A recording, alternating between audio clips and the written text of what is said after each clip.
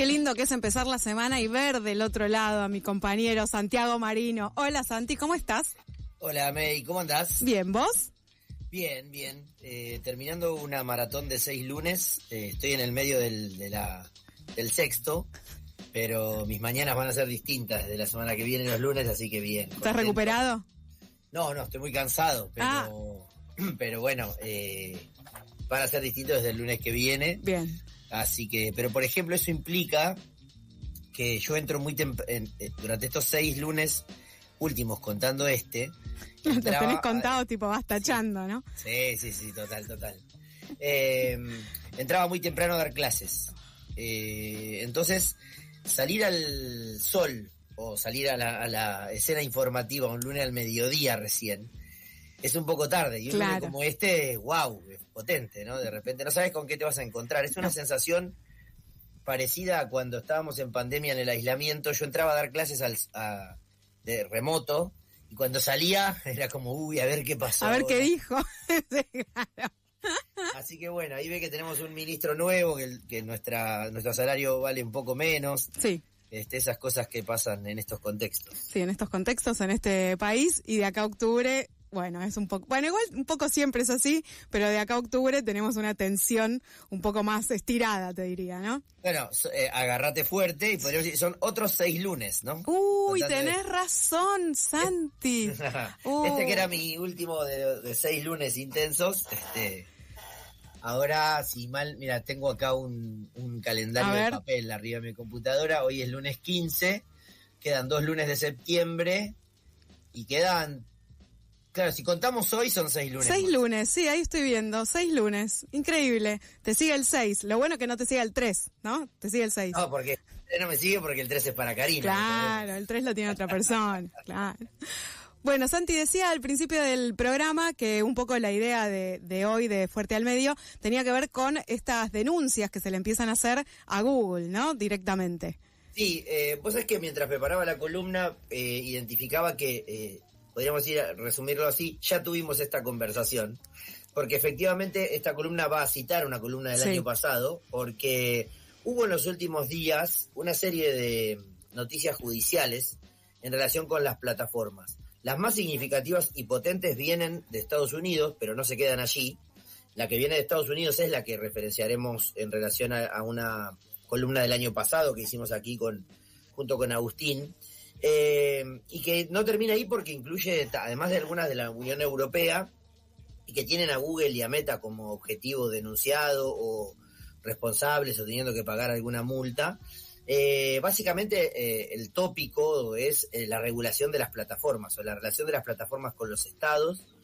El Poder Judicial es uno de los sectores estatales, y también que empiezan a incidir en la vida cotidiana. Yo pensaba también mientras esperaba para la columna que la de hoy era una columna en la que sacábamos la cabeza un poquito de la coyuntura rabiosa que se nos impone de la Argentina, por ejemplo la semana pasada, analizando qué hicieron los medios con las noticias de las elecciones, y cuando uno mira estructuralmente vuelve a los mismos temas. Es casi como cuando vas al psicólogo y en vez de hablar de una angustia que te tiene muy agarrado en un día, decís, bueno, a ver, ahora que estoy tranquilo, hablemos de mi relación con no sé quién. La peor trampa. Claro, sí. Y es volver, como siempre los nudos son 3 o 4, sí. Y efectivamente así se ve ahora. Básicamente la concentración de la propiedad y la dificultad político-regulatoria que tienen los estados para administrar las plataformas, que son el escenario, como dicen Michel Tein y Bukowski en ese libro muy interesante que recomendamos en lectura, El entorno digital, son el escenario donde se ha trasladado gran parte de la vida que se da en los otros entornos, en el entorno urbano y en el entorno natural. Bueno, vamos entonces a esos fallos. Digo porque lo que quería decir es, antes de cuando terminaba de spoilear la noticia, es que finalmente terminaremos hablando de una noticia latinoamericana en donde se conoce qué le pasó a una cuenta de una usuaria reciente, y también a Trump hablando de TikTok, que es la plataforma más usada, y se mete la geopolítica con el poder dominante de los mercados de algunas empresas. Bueno, las noticias que generaban la columna de hoy tienen que ver con 2 fallos judiciales recientes, uno en Europa y otro en Estados Unidos.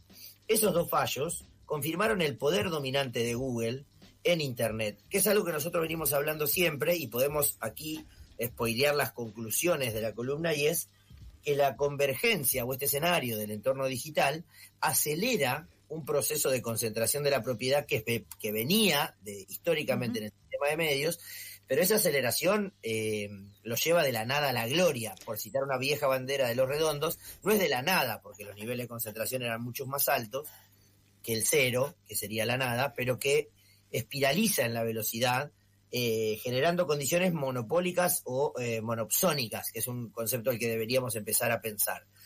¿Para qué sería algo monopsónico? Es cuando la oferta satisface una demanda muy, muy acotada, entonces no hay modo de que ese mercado no sea concentrado. Por ejemplo, pensemos grandísimos jugadores de plataformas como Netflix, que no son los GAFA, ¿no? No son ni Google, ni Amazon, ni Facebook, Meta, ni Apple, que son las más dominantes. Pero vos tenés un mercado que se mete ahí, es un mercado mundial, su escenario tiene millones de suscriptores a lo largo del mundo. Cuando uno lo analiza en términos de modelo de negocio, piensa en sus gastos. ¿Qué gastos tiene? ¿En qué pensarías que gasta Netflix, por ejemplo? En comprar derechos. Bien, en comprar o producir. Derechos, o producir contenidos. Sí. ¿Y en qué otra cosa? En el mantenimiento de la plataforma, en términos técnicos. Sí, yo creo que ese debe ser del tercero o el cuarto. Hay uno que gasta un poco más. Publicidad. Somos baratos los ¿Somos medios, baratos? Y ¿qué más gasta? Vía pública. En salarios no creo. No, entran risas grabadas. No sé, ¿en qué más? En los servidores, donde aloja. Los ya servidores. Lo metiste ahí en Claro, sí, pero está bien, está bien. No, claro. En los servidores. Bueno, y no tiene tantos oferentes entre quienes elegir a sus servidores. El principal gasto que tiene Netflix es con Amazon, que además es un competidor, porque ahí está Google. ¡Qué locura! Claro. Una empresa de Google, una empresa de Amazon y otra más. Hay una decisión que tiene que tomar en algún momento la plataforma, que es desarrollo mis propios servidores que tienen que funcionar recontra mil bien, o alquilo con chavo, compro los servicios de los que funcionan más o menos bien, como la canción. Sobre todo porque pensamos, ¿recordá esa escena hermosa de la serie de Netflix, de la serie sobre Spotify que está en Netflix? Sí. La del semáforo. Sí. Que donde están fumando un cigarrillo, ven cómo hacen para que la plataforma no tenga letanías y no tarde mucho desde que la abrís hasta que empieza a correr la canción y ya dicen hay que acelerar en amarillo como el semáforo. Bueno, para acelerar en amarillo es que hay que tener una combinación entre la calidad del sonido con la que se ofrece, al revés la oración, ¿no? La calidad con la que se ofrece el sonido y la velocidad de conexión para que tarde una micronésima de segundo la diferencia entre que el oyente aprieta el botón de play y la canción empieza a sonar. Bueno, eso implica que funcione más o menos bien. Y entonces Netflix tomó la decisión de contratar a una empresa que ofrece esos servicios y bueno, entonces dependés mucho y tampoco hay una opción muy grande. Los clientes de esos paquetes de datos son pocos porque no son tantos los que necesitan esa calidad de servicio y los oferentes también son pocos. Entonces ese es un mercado oligopsónico explicado en una... Oligopsónico. No, oligopsónico, perfecto. Exactamente. Bueno, pero acá estamos hablando entonces de la espiralización de los niveles de concentración de la propiedad. Estos dos fallos que comentaremos, no vamos a analizar, sino que los comentaremos, confirmaron el poder dominante de Google en Internet, tanto en Estados Unidos como en Europa. Si esto es así allí, imagínate en América Latina. El primero, que es el de Estados Unidos, es una nueva sentencia que reconoció el monopolio en el sector de los motores de búsqueda. ¿Te acordás cuando el año pasado hicimos una columna sobre esto y explicamos la diferencia entre los motores de búsqueda, qué hacía Google para que la publicidad te apareciera en esa instancia? Y citamos, por ejemplo, un newsletter que recomendamos mucho leer también, de Juancito Brodersen, es ex productor de esta columna, inclusive. Sí, es cierto. Un newsletter muy difícil, cuyo nombre es muy difícil de recordar y que sale los viernes y que leen los hackers también, entre otros. Bueno, Juancito es un crack y nos enseñó a poder explicar cómo analizar ese funcionamiento. Bueno, esa nueva sentencia en Estados Unidos reconoció el monopolio de Google en el sector de los motores de búsqueda y le impuso medidas antimonopolio. O sea, aquí estamos hablando de monopolio, ni oligopolio, ni oligopsonio, monopolio. Mientras que en Bruselas, Unión Europea, la Comisión Europea le aplicó una multa récord por abusos en el mercado de publicidad digital. Casi que estamos hablando de lo mismo. Claro. Vamos a Estados Unidos. Bueno, si tenés el pasaporte bien, vamos a Estados Unidos, porque hay un problema allí. Hace más de un año, un fallo judicial de Estados Unidos ya había determinado que Google viola la ley antimonopolio Sherman. Si yo les digo ley Sherman, algo de alguna peli les debe sonar, es la ley antimonopólica estadounidense. Como en muchos casos, a veces la ley se toma el nombre o del legislador que la promovió, de alguna autoridad específica que trabajó mucho en torno a esto. Bueno, cuando se habla de ley Sherman en Estados Unidos es la ley antimonopolio, porque lo que encontró este fallo judicial es que Google había consolidado un monopolio en la búsqueda en línea, en la búsqueda de información en línea, mediante prácticas anticompetitivas. Es decir, generaba una serie de estrategias que describimos en la columna del año pasado, en la que establecía que no era posible la competencia, no era posible que algún otro jugador o algunos otros jugadores ofrecieran algo parecido, y entonces de ese modo terminaba quedándose con la provisión monopólica de ese servicio. El nuevo fallo, en este caso del juez federal Amit, confirma aquella primera instancia. Es como un fallo en segunda instancia. Este juez, que se llama Mehta encima, es como raro, el juez Amit Mehta con H en el medio, ordenó a Google, como medidas paliativas frente a la situación de monopolio que identifica, compartir parte de sus datos de búsqueda con rivales y prohibió los contratos de exclusividad que le aseguraban que sus servicios fueran predeterminados en dispositivos y navegadores. ¿Te acordás que esto es lo que hablábamos? Vos te compras un teléfono... Tenés que tener una cuenta de Gmail. Claro, y además tenés que tener una cuenta de Gmail para bajar cualquier aplicación en el Play Store, por ejemplo, ¿no? Que es la tienda donde están las aplicaciones en los que no tenemos teléfonos Apple, por ejemplo. Bueno, esa era una de las formas de las estrategias anticompetitivas. El juez también dispuso que la compañía, es decir, Google, no podrá firmar acuerdos exclusivos para distribuir sus asistentes de inteligencia artificial. Recordemos que Google tiene a Gemini como asistente artificial. Si cualquiera de nuestros oyentes que tenga una cuenta de mail en Gmail sabe que cuando va a los botoncitos donde abre para el Meet, para el Classroom o para las otras aplicaciones, tiene Gemini. Si tenés una versión paga de Google porque pagás para usar un poquito más de memoria, bueno, estarás usando una versión profesional de Gemini, que la podés promptear, la podés educar para que te responda de acuerdo a tus necesidades y enfoques. Bueno, no va a poder firmar Google acuerdos para que venga Gemini también como auxiliar de inteligencia artificial, pero sí podrá seguir pagando a socios por la precarga o instalación de sus productos. Por ejemplo, un acuerdo con Samsung, que se pueda convertir en socio y entonces que tenga precargado ese en vez de ChatGPT como auxiliar de inteligencia artificial. Sin embargo, el fallo no fue recontrarrevolucionario, encontró algunos límites. Por ejemplo, el juez rechazó la solicitud de algunas medidas correctivas que pedía el Departamento de Justicia, es decir, otra autoridad que funcionó como asesora en el proceso judicial, que incluían, por ejemplo, obligarlo a vender Chrome, que es el navegador que tiene Google, porque en este caso el juez consideraba que era una desinversión excesiva. O sea, no es tanto lo que se le debería pedir para adecuarse. Se le obligan a compartir datos de sus clientes, lo obligan a frenar acuerdos para que vengan precargados algunas aplicaciones, pero no lo obligan a vender Chrome, que sería, para los que recuerdan esta columna de hace mucho tiempo, la aplicación del artículo 161 de la ley audiovisual, que establecía qué tenías que vender y qué no si eras un jugador muy concentrado. Un besito para Sabatella, ¿no? Ahí Siempre, está. Bueno, Google, por su parte, está bastante enojado con esta situación, manifestó su desacuerdo con la obligación de compartir datos, alegando que va a afectar la privacidad de los usuarios y anunció que va a apelar la decisión. Es interesante porque es una reacción muy característica, o sea, son un grandísimo jugador cuasi monopólico en todo el mundo, pero a la hora de ser interpelados por un fallo judicial dicen, pero si hacemos esto afectará la privacidad de los usuarios. Claro, afecta la privacidad de los usuarios que lo comparta con otro jugador que puede competir, pero no que la tenga él. Que lo tenga él, claro. Bueno, me parece que algún gobernante alguna vez le escuché decir algo similar, cuando se le critica, por ejemplo, el hecho de que si crea un organismo regulador que depende mucho de un poder ejecutivo, le dicen, mirá que algún día vos podés perder la elección y puede venir alguien, no sé, un libertariano, por ejemplo, a presidir un país y poner a sus funcionarios. O sea, nunca en una empresa ni una figura políticas son las garantías de la privacidad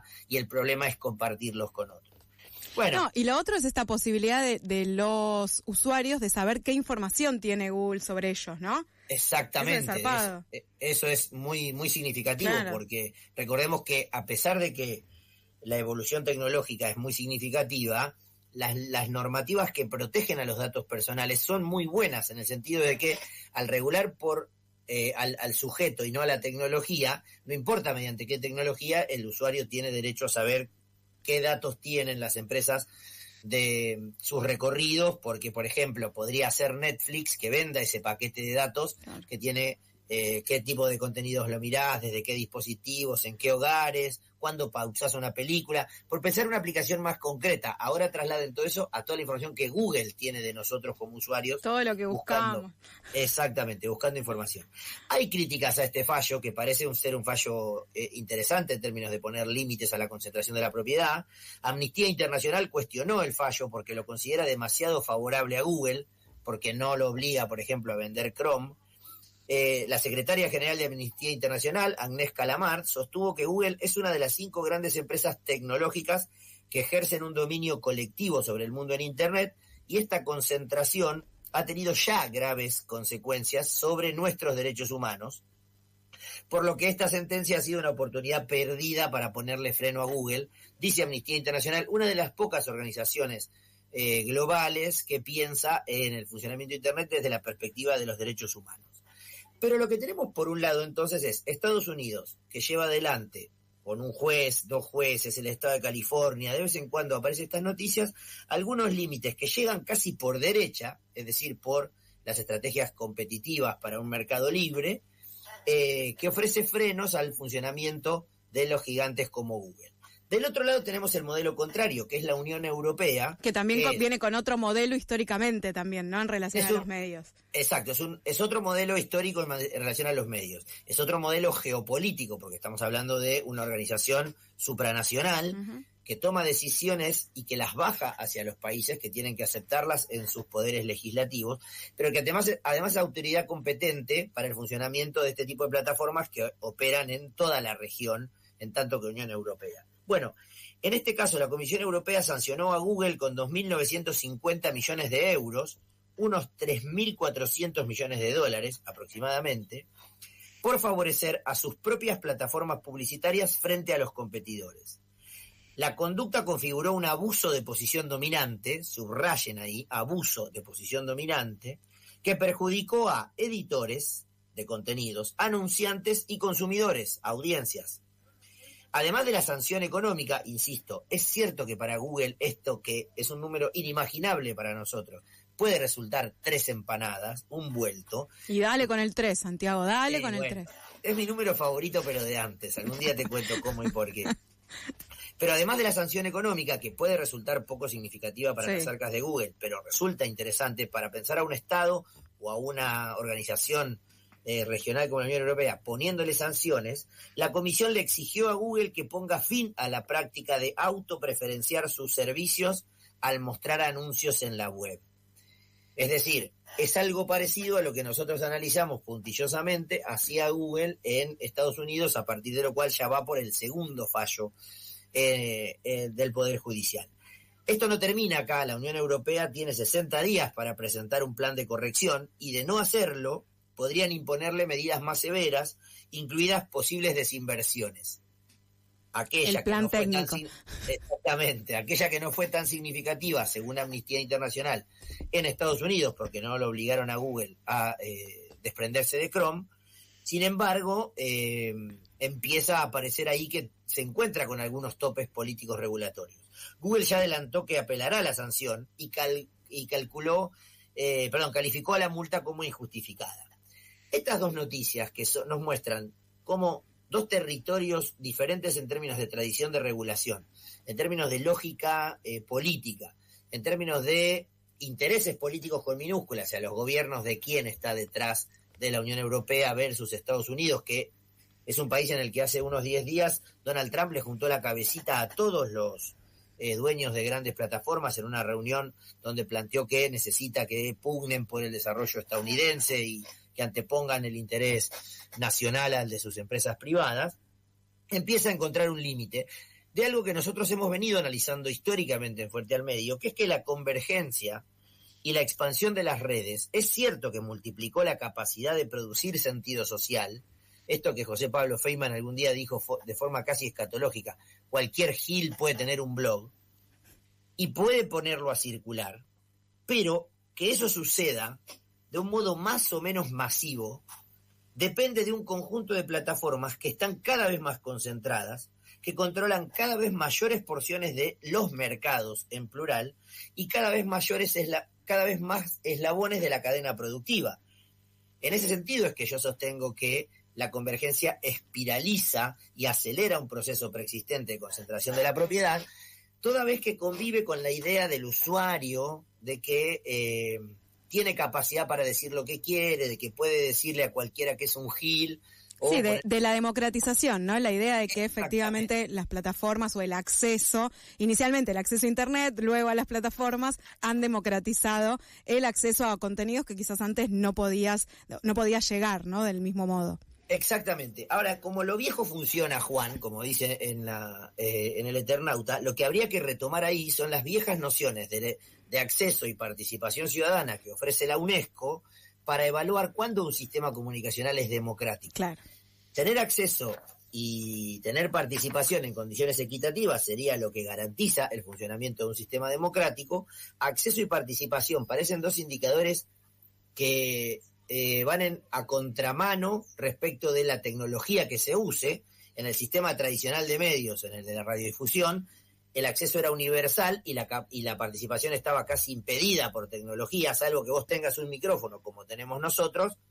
Los que nos escuchan solo pueden disfrutarlo, criticarnos al parlante o apagar la radio, pero no pueden intervenir, dialogar. Claro. Exactamente. Mientras que en las telecomunicaciones tradicionales eso se invertía, la participación está garantizada por tecnología, la dificultad era el acceso en términos del conjunto de equipamiento que tenés que comprarte para poder tuitear, tenés que comprarte un equipo, tenés que tener servicio, tenés que tener conocimiento, etcétera. Ahora que se ha desarrollado eso y que van más de 30, 35 años de un funcionamiento más o menos masivo del sistema infocomunicacional convergente, está claro que efectivamente se ha expandido, no universalizado, pero sí ha expandido el uso social, por eso Eugenia y Pablo hablan del entorno digital, pero es cierto que las condiciones de funcionamiento del sistema económico ahí adentro son mucho más mucho más concentradas que lo eran en el sector anterior. Y esas plataformas, que son las que aparentemente permiten la expansión de la capacidad de poner a circular sentido social, de un modo más o menos masivo, controlan cada vez más eslabones de la cadena y además son muy difíciles de regular. Por eso son tan novedosos estos fallos judiciales o la noticia que acabamos de conocer, que es que en Colombia la semana pasada se firmó una decisión judicial en torno a la moderación de contenidos de plataformas y que tiene que ver, alcanza a Meta, por eso yo te decía que no íbamos a hablar solamente de Google en esta columna. La eliminación de la cuenta de una usuaria por parte de Meta fue encontrada como discriminatoria, arbitraria y una restricción ilegítima de su libertad de expresión, según dice la Corte Constitucional de Colombia en un fallo publicado el 12 de diciembre pasado, es decir, el viernes pasado, en una primera sentencia sobre el tema de moderación de contenidos, incluyendo aspectos importantes relacionados con la competencia de la justicia, es decir, ¿puede la justicia evaluar si la decisión de Meta de dar de baja una cuenta es de su competencia? Claro. Puede intervenir, ese es el primer impacto. O sea, lo definió la plataforma en este caso. La plataforma había bajado la cuenta, la persona que sufrió que se le baje su cuenta empezó un proceso judicial y ya tenemos una Corte Constitucional colombiana que dice eso está mal, claro, cercenarnos su derecho a la libertad de expresión. Y el fallo establece una serie de obligaciones para Meta, que no solo, porque ahí es interesante pensar en el fallo sostiene que la Corte puede actuar y luego avanza en contenidos. En ese doble sentido debería ser evaluada la noticia. Entre las obligaciones que toma la Corte Constitucional colombiana, incluye que Meta debe ser transparente y asegurar el derecho a defensa frente a las decisiones, porque cuando vos te bajan la cuenta, chau tu plata, como dicen los correntinos, claro, no tenés nada para hacer, ni un lugar donde apelar, ni nada. Y pensemos, por ejemplo, que esto afecta a la vida cotidiana de las personas, no porque muchos de los que nos escuchen, sino porque sabemos que muchas personas usan las plataformas con sus cuentas para trabajar, claro. No solo para crear contenidos como influencers, para vender medias, para vender remeras de diseño o para ofrecer algún tipo de servicio.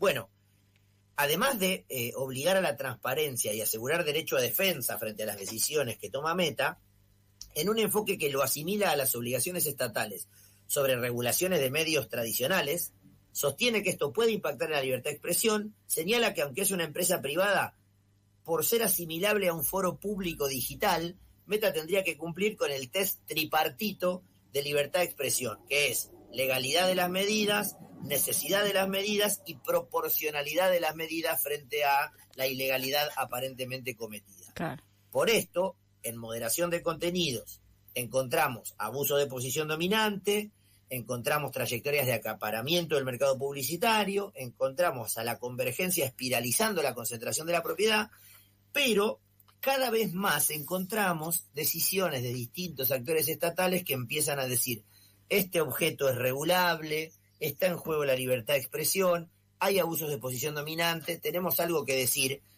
aunque seamos organizaciones y estados tan diferentes como una región de los Estados Unidos, la Unión Europea y Colombia, que en términos de América Latina sigue entregando noticias muy significativas en materia de regulación de plataformas.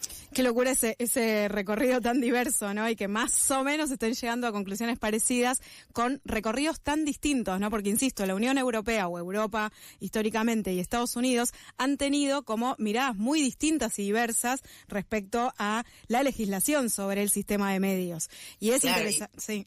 Y por eso la intención de compararlas con una decisión, no son decisiones equivalentes, no. Son procesos judiciales y una intervención del regulador en el caso europeo, pero sí me interesaba equipararlas para no caer en el saco roto de decir el gobierno de izquierda colombiano es el único que está avanzando en materia de regulación de plataformas, y tampoco hablar solo de Google y su tamaño de mercado, porque nuestra intención, que es siempre mostrar cuánto afecta a nuestra vida cotidiana, nos está hablando de algunas medidas que podrían afectar eso, la actividad económica, claro, de alguna persona que con una cuenta de Facebook o en alguna de las plataformas de Google puede llevar adelante su desarrollo laboral cotidiano, ¿no? Desde algún tipo de creación de contenidos que debería ser regulado como medios hasta algún tipo de actividad económica, siempre dentro de los términos legales. Claro, sí. Santi, te agradezco mucho este repaso por estas noticias, la verdad que no las conocía, así que espectacular, espero que la hayan disfrutado también del otro lado, y obviamente seguiremos, porque esto, por lo que vemos, es una columna abierta, ¿no? Que se va renovando, en cierto tiempo vuelve a aparecer la misma temática. Sí, exactamente. Queda claro que referimos a una columna que hicimos el año pasado. Los procesos judiciales siempre son noticias en desarrollo. Metimos citas a canciones, recomendaciones de lectura, de newsletters y de libros.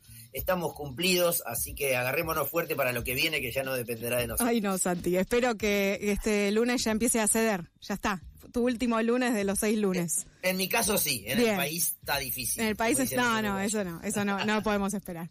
Santi, muchas gracias. Nos vemos el lunes que viene.